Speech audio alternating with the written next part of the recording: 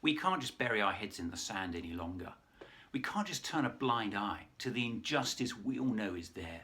This June, every one of us has to look into our hearts and vote with our conscience. It's an opportunity to put aside our differences and just once in our lives, do the right thing. Do what we know to be just. We live in one of the wealthiest countries in the world, but over 1 million people are forced to rely on food bank handouts every year. 400,000 children have to use food banks. Parents are going without a meal, sometimes for days at a time, so their children have enough to eat. GPs are prescribing nutritional drinks to starving patients. A poll's just shown a huge rise in school holiday hunger, with children returning to school with signs of malnutrition. 4 million innocent children now live in poverty because of this government. 4 million. In Labour's final year in power, child poverty was at its lowest level since the 1980s. Theresa May's welfare cuts will drive at least another 1 million children into poverty and hunger. The IFS forecasts the number of children in poverty will rise to a staggering 5.1 million children because of Theresa May's real terms cuts to tax credits and work allowances. The Labour Party wants to put a stop to the scandal that sees children in this country going hungry by putting VAT on school fees and then using the money raised to ensure no child goes hungry at school again.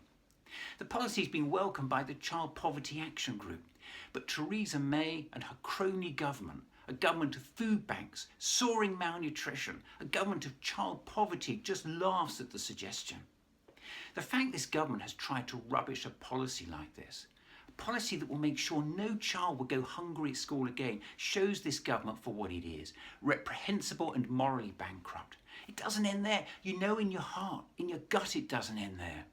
Those with disability have been trapped in their homes, and tens of thousands of disabled people have been hit by cruel benefit sanctions.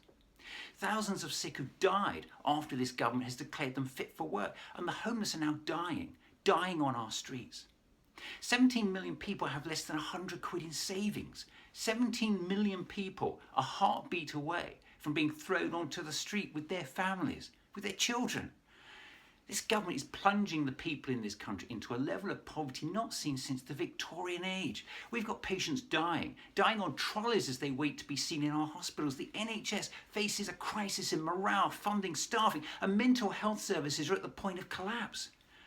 We've just heard about an unprecedented rise in mortality in England and Wales that's likely to be linked to cuts to NHS and social care budgets. 30,000 excess deaths in 2015 alone. But this cruel government refuses to face the truth of the deadly effects of its austerity cuts. Despite mounting evidence, these cuts are killing tens of thousands every year. Homelessness soaring, child poverty soaring, malnutrition soaring. Theresa May and her government are guilty of grotesque hypocrisy by pretending to care about ordinary people. It's time for us to come together and do the right thing. Let's send this government a message it won't forget.